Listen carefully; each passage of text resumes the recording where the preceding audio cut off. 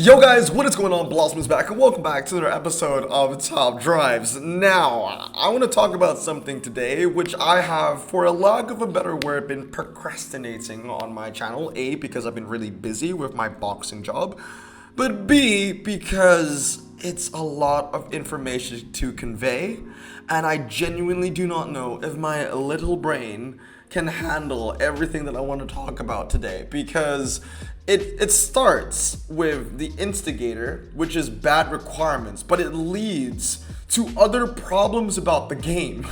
It leads to everything that is wrong about the game, in my opinion. I mean, I'm a little bit stressed and nervous even recording this video. You guys don't know this because you're watching the final cut. But usually, I'm a one and done kind of person. I record, no scripts, we record, we're done, we're edit, it's live. This time, I have re-recorded. I think this is the 6th time that I've been trying to do this video. It's a lot. It's a lot. And today I want to talk about bad requirements and kind of why I've been demotivated to play Top Drives. I think a lot of players have been demotivated to play Top Drives recently. At least a lot of players in my own personal community I know have been quitting the game or playing the game less or going free to play.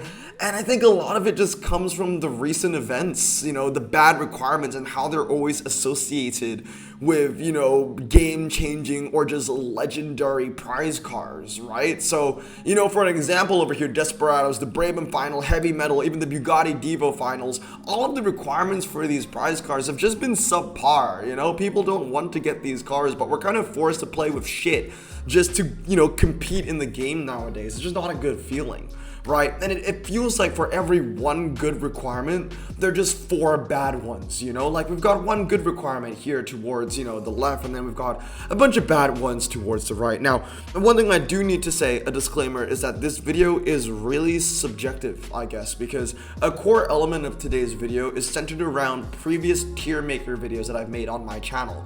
All of these tier maker photos are basically my own judgments of previous packs that we've seen in Top Drives throughout the weeks or throughout this year, right?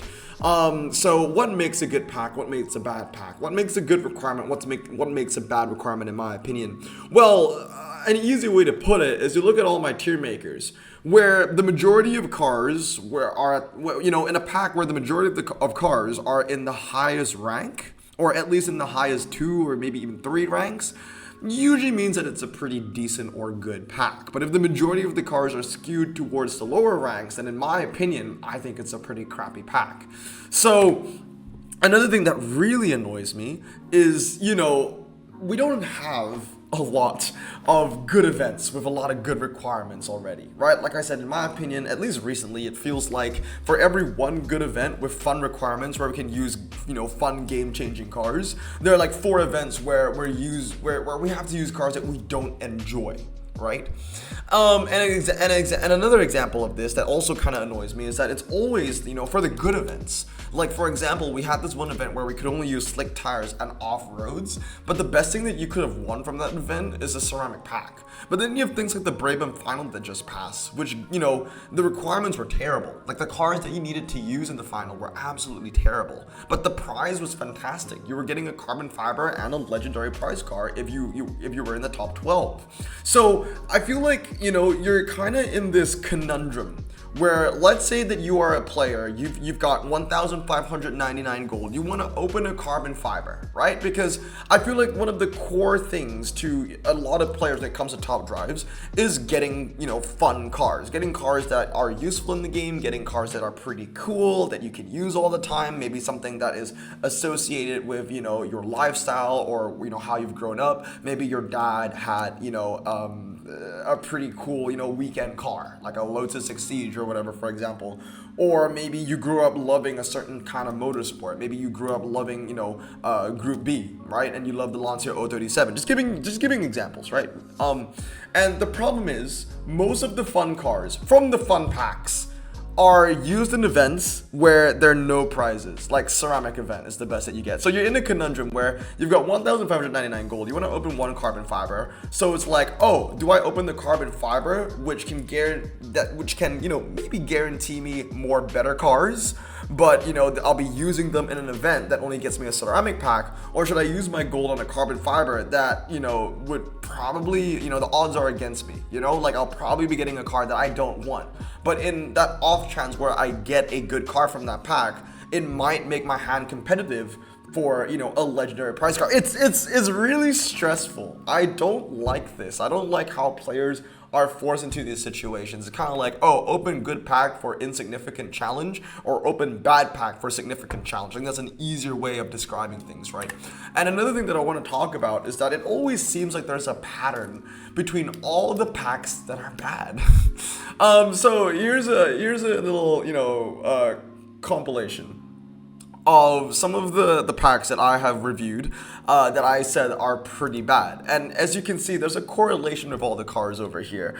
For a game that prides itself for having over 4,000 cars, for having over 50 brands, I see a lot of repetition between, some of the weakest brands and their lowest rank. I mean, the weakest packs in their lowest ranks.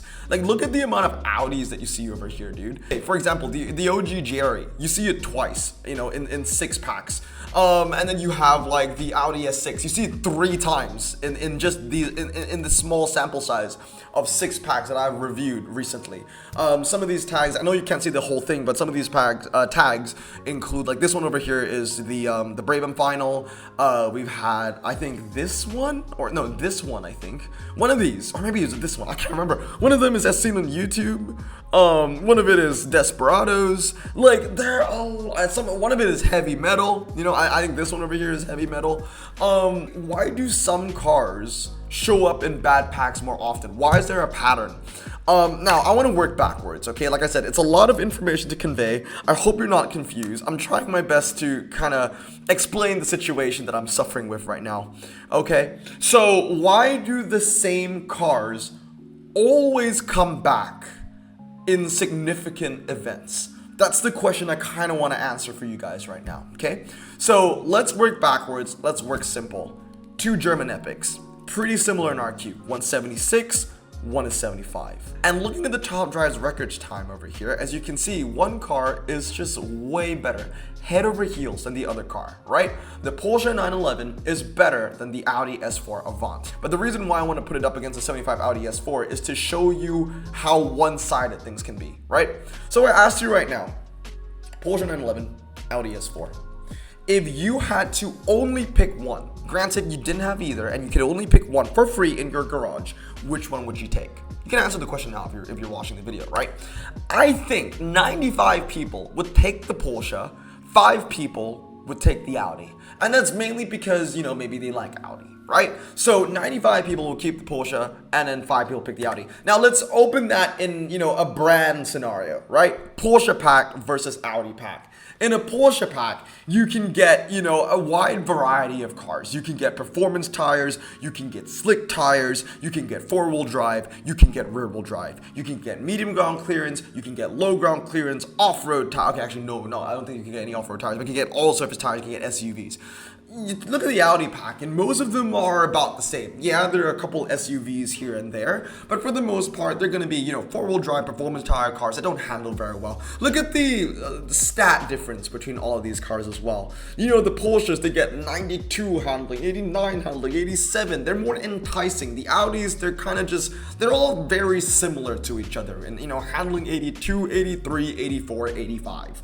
0 to 60s are all pretty similar as well. But still, the Porsches are just better. Again, a 79 comparison between the Porsche Taycan GTS and the Audi TT RS. I mean, just straight off on paper viewing, the Porsche's got a way lower 0 to 60, which, it's so low in a sense where it actually stands out within its niche. The Audi RS doesn't really stand out within its niche as a 4-wheel drive low ground clearance 79, like 3.8, 85. Okay, like it's in between the Taycan and the 911. The 911 is better in handling, the Taycan is better for the drag. So, if you ask anybody right now, would you rather open a pack that could get you these set of cars or a pack that could get you these set of cars?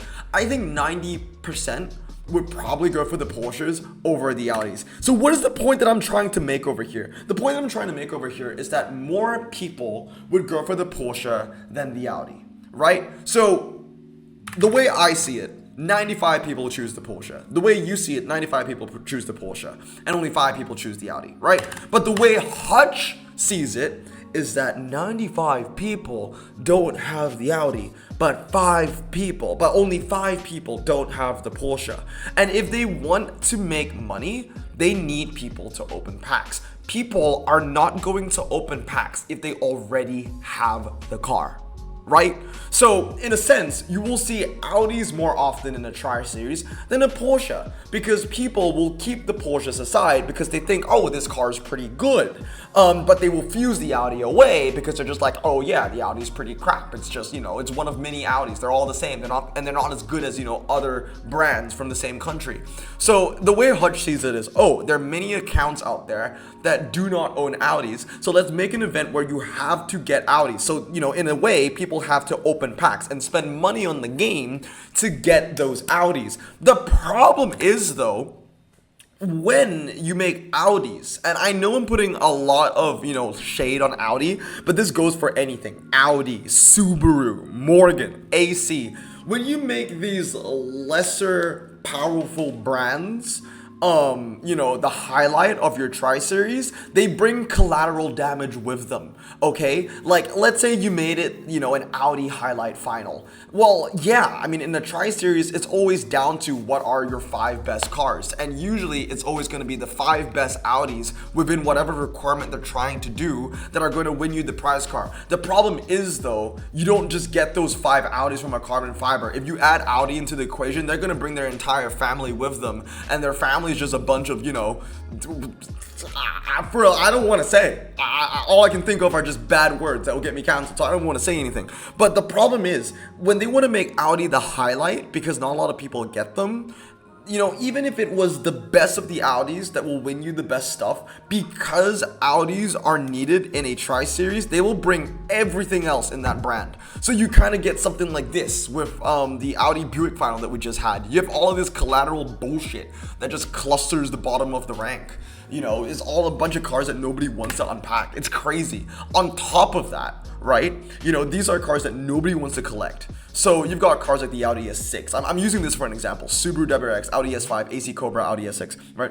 So let's say they want to bring in Audis. They want to highlight Audis. Well, the thing is, if you want to highlight Audis, only the best Audis are going to make a difference in the Tri-Series final. All of the weaker Audis are not going to make a difference. And then you're just left with, you're left in a situation where you open the carbon fibers, you get the weak Audis. What are you going to do? Because these cars, they don't bring you any value. They're not the strongest in their brand. They're not the strongest in their niche. They're really expensive to upgrade, and honestly, frankly, there's no point upgrading any of these low-end cars. Anything that you see over here, the reason why I rank them so lowly, why a lot of players think they're so useless, is because there is no point in upgrading them.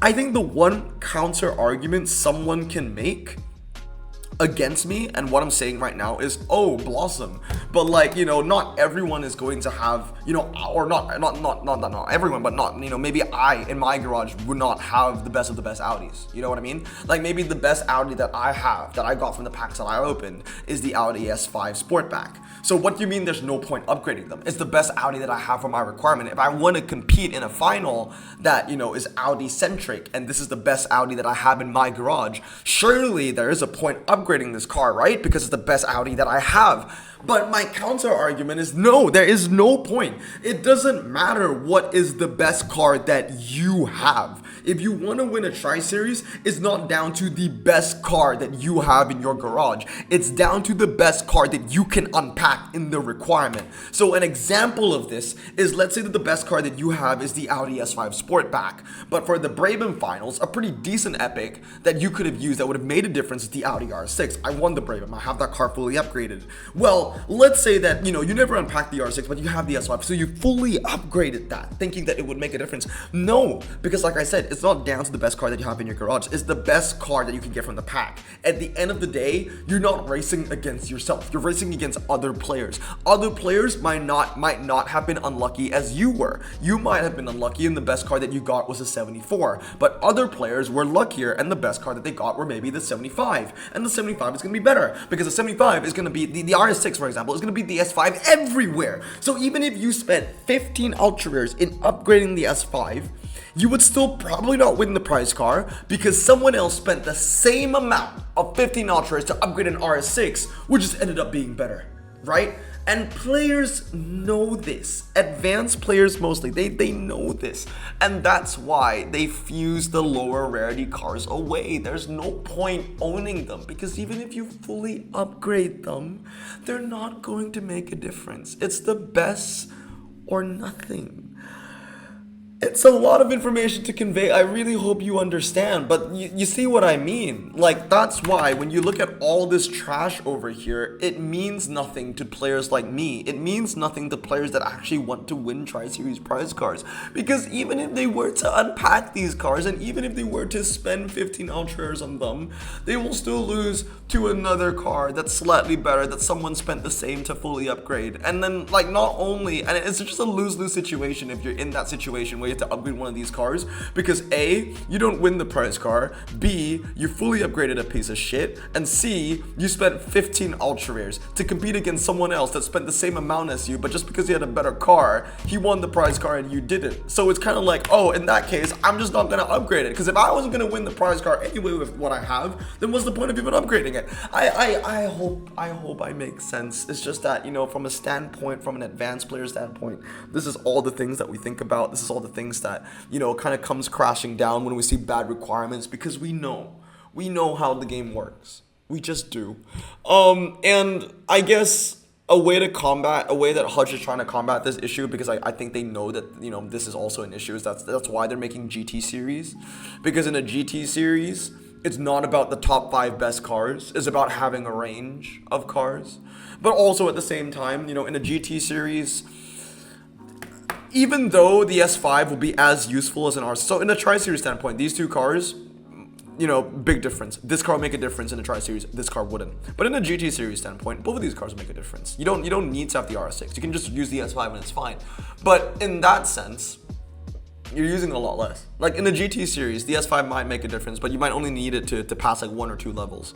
So is it even worth spending 15 Ultras to pass 1 or 2 levels? At least for the RS6, if you get that, right, you spend 15 Ultras on it, but you might race like 100 times in a Tri-Series, you know? You get 100 races out of that car. It'll be worth it. But is it even worth like spending 15 Ultras on an S5 just to pass 2 levels in the GT series? For me, I don't think it's worth it, and that's why I don't like GT series. It feels like a waste of resources, and it gives people a false sense of hope that they're actually gonna win a prize car. It's so much more expensive, in my opinion. It's painful. But anyway, we're in this continuous cycle. This is why we always see the same shit requirements with the same shit cars, because people don't want to collect, you know, an Audi.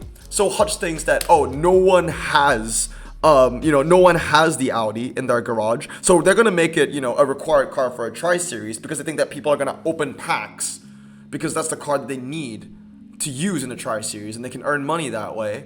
But then people kind of realize, oh, but I might not even get the car that I need for the Tri-Series. I might just get a car that I don't like, you know, a lower rarity car. And so because of that, they don't open the pack. And when they don't open the pack, they don't have the car. And when they don't have the car, then Hutch thinks, oh, because you don't have the car, we're gonna, you know, we're gonna give you a pack that gives you the car, and we can get money in return, you know, so you can unpack the pack and get the car that you need to win the Tri-Series prize car. But what they don't understand is that you don't have the car because the car is shit. We don't want the car because the car is terrible. It's not gonna make a difference for us. It's a lose-lose-lose.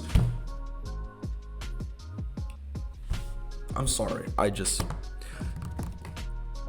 a lot of information to convey. I don't think I did the best job at explaining it, but I hope that maybe you understood some parts of this video. It feels like I'm a scientist, you know, one of those stereotypical scientists in like some kind of sci-fi movie that just goes crazy, that has too much information in his head that he can't convey it anymore. The game is really stressful.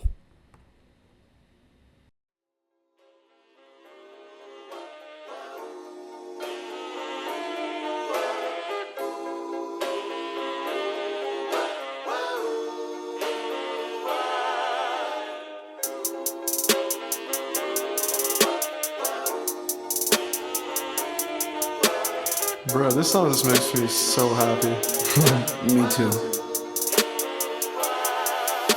Imagine being Asian in the 50s, looking nifty, leather jacket looking sleek, look like Presley, look so deadly. Got a jukebox back at home, feeling jazzy, turn it on and play it slow, like the movies with the ladies. They so fine. Imagine being Asian in the 50s, looking nifty, leather jacket looking sleek, look like Presley, look so deadly. Got a jukebox back at home, feeling jazzy, turn it on and play it slow, like the movies with the ladies. They so fine.